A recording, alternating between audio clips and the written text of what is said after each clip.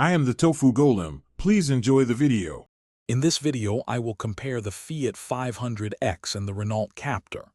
We'll dive into their distinct designs, evaluate their performance on the road, and explore what each offers inside. By the end, you'll have a clearer picture of which compact SUV might be the better fit for your lifestyle and driving preferences, helping you make an informed decision. When it comes to performance, the Fiat 500X typically comes with a 1.3-liter turbocharged engine, delivering 177 horsepower and standard all-wheel drive. It offers a comfortable and smooth ride, especially on highways. The Renault Captur, on the other hand, provides a range of petrol and hybrid options, with some hybrid models achieving over 56 miles per gallon. It's known for its composed handling and light, accurate steering, making it easy to maneuver in urban settings.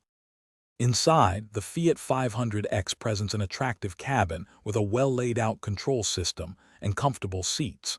It offers up to 39.8 cubic feet of cargo space with the rear seats folded. The Renault Captur shines with its versatile interior, featuring a sliding rear bench seat that can adjust for more passenger legroom or increased boot capacity. Its cargo space ranges from 422 to 536 liters, expanding to 275 liters when the rear seats are folded down, offering impressive practicality.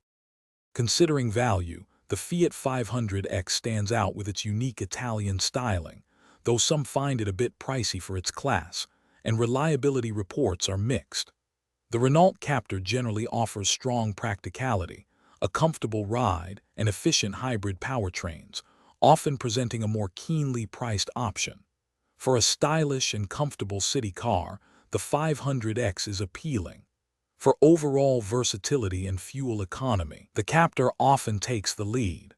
Don't forget to check the description for a link to those leak-proof meal prep containers and other great deals. Thanks for watching. Consider subscribing if we helped you today.